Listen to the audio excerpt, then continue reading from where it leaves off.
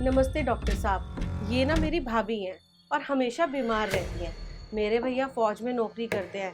एक बार आप चेक कर लीजिए ना कि इन्हें प्रॉब्लम क्या है। तुम्हारी भाभी को तो बहुत गहरी समस्या है, इन्हें ना बहुत डीपली चेक करना पड़ेगा मुझे। लेकिन डॉक्टर साहब, आपने तो मेरी भाभी को चेक भी नहीं किया है, फिर आपने कैसे कह दिया कि इनको गहरी समस्या है?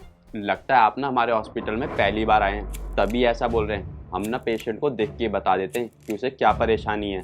हाँ दीदी, डॉक्टर साहब ना बिल्कुल सही कह रहे हैं। ये ना मरीज को देखकर बता देते हैं कि उसको क्या समस्या है, क्योंकि मैं ना इनसे पहले भी दवाई लेकर जा चुकी हूँ। सुना तुमने क्या कह रही है तुम्हारी भाभी कि मैं पेशेंट को देख के बता देता हूँ उन्हें क्या परेशानी है। और तुम वहाँ क्यों खड़ी हो? तुम यहाँ हो ना, मैं तुम्हें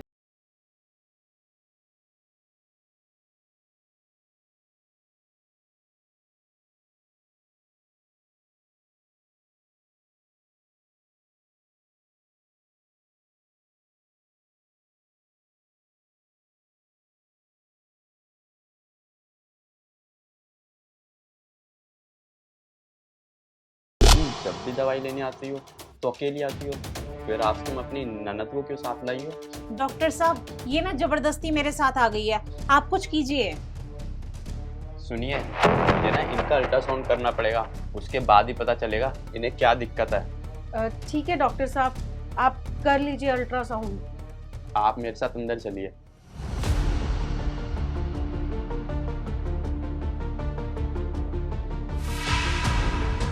इसका मतलब भैया का शक बिल्कुल सही था कि भाभी बीमारी का बहाना करके डॉक्टर से मिलने आती है। अब मैं क्या करूं?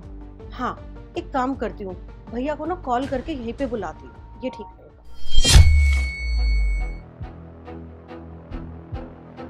हेलो भैया, आपका शक बिल्कुल ठीक था। आप एक काम करो, जल्दी से ना कुकरेजा क्लिनिक पे आ जाओ, मैं यहीं पर आपका वेट कर रही हूँ। ठीक है, मैं अभी आता हूँ, तू चिंता मत कर। आज ना तेरी भाभी को हम रंगे हाथों पकड़ेंगे। ठीक है भैया।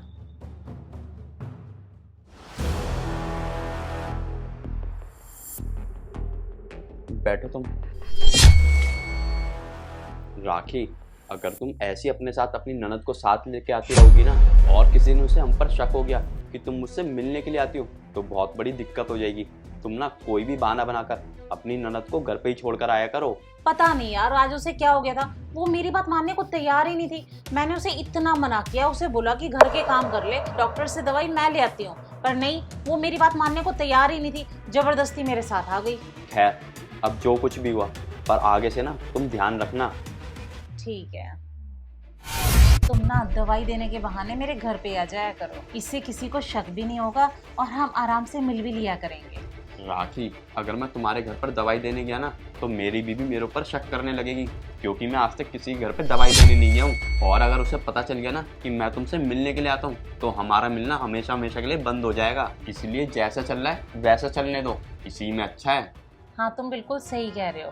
तुम मेरे घर आओ या मैं तुम्हारे हॉस्पिटल आऊँ, बात तो एक ही है। राखी, हो गया तुम्हारा अल्ट्रासाउंड? वैसे अल्ट्रासाउंड करने की जगह तो अच्छी ढूंढी है तुमने।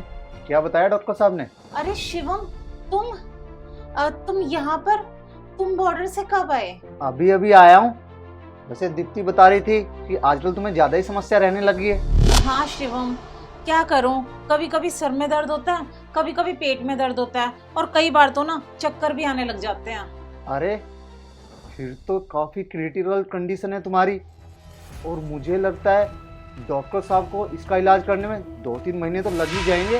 फिर तो तुम्हें घर जाने की भी जरूरत नहीं है। तो तुम एक काम करो, 2-3 महीने रहकर हॉस्पिटल में अपना इलाज करवा लो। 2-3 महीने? अरे शिवम, तुम्हें पता भी है 2-3 महीने का हॉस्पिटल का कितना बिल आ जाएगा? अरे तुम बिल की टेंशन क्यों ले रही हो? तुम उसकी टेंशन बिल्कुल मत लो। जब इलाज करने वाला डॉक्टर ही तुम्हारा आशिक हो, तो वो तुमसे किस चीज का बिल लेगा? वो तो तुम्हारा इलाज फ्री में ही करेगा ना। शिवम, तुम्हारा दिमाग तो ठीक है, क्या बकवास किए जा रहे हो, क्या बोले जा रहे हो? और तुम्हें पता है इस हॉस्पिटल में मेरी कितनी रेपुटेशन है? कुछ भी बोले जा रहे हो। मुंह बंद करके चुपचाप खड़ा हो जा यहीं पर। मैंने तुझे बीच में बोलने के लिए नहीं कहा, जो तू बीच में बोल रहा है। और तेरे हॉस्पिटल को तो मैं देखता हूँ कि कैसे चलाता तू अपने हॉस्पिटल को। भाभी, आपको शर्म नहीं आई ये सब करते हुए? मेरे भैया आपको इतना प्यार करते हैं और फिर भी आप उन्हें धोखा दे रही थी। लेकिन शिवम, तुम्हें कैसे पता चल गया कि मैं डॉक्टर साहब से दवाई लेने के लिए आई हूँ? राखी, मैं तुम्हें पिछले काफी टाइम से नोटिस कर रहा था। जब भी मैं तुम्हें फोन करता था तो तुम मुझसे अच्छी तरह से बात नहीं करती थी और मुझे टाइम नहीं दे पाती थी, इसलिए मुझे तुम पर शक होने लगा। फिर मैंने सोचा कि क्यों ना पता किया जाए कि आखिर माजरा क्या है, बात क्या है। तो मैंने तुम्हारे साथ अपनी बहन को भेजा दवाई लेने के लिए, और मैं बॉर्डर से भी आ रहा था, तो इससे अच्छा मौका क्या हो सकता था तुम्हें रंगे हाथों पकड़ने के लिए। और देखा तुमने, मेरा ये प्लान कामयाब भी हो गया और मैंने तुम्हें रंगे हाथों पकड़ भी लिया। तुम रोज अपनी बीमारी का बहाना करके डॉक्टर से मिलने चली जाती हो। राखी, तुम्हें ये सब करते हुए शर्म नहीं आई? तुमने एक बार भी ये नहीं सोचा कि इसके बारे में अगर मेरे घर वालों को पता चल गया तो हमारी कितनी बदनामी होगी? तुम एक फौजी की बीवी हो और फौजी की बीवी के अंदर कितनी सहनशीलता होती है ये भी नहीं पता तुम्हें? शिवम, मुझे माफ कर दो। मैं जानती हूँ मुझसे बहुत बड़ी गलती हो गई है। प्लीज शिवम, मुझे माफ कर दो। मैं वादा करती हूँ आज के बाद ऐसी गलती दोबारा कभी भी नहीं करूँगी। भैया, भाभी से ना बहुत बड़ी गलती हो गई है। अगर इस गलती के बारे में पापा को पता चलेगा ना तो वो तो जीते जी मर जाएंगे। बहन, तू उसकी चिंता मत कर, क्योंकि अब से ऐसा कुछ नहीं हो रहा और ये औरत हमारे घर नहीं जाएगी, क्योंकि इसका और हमारा रिश्ता यहीं तक था।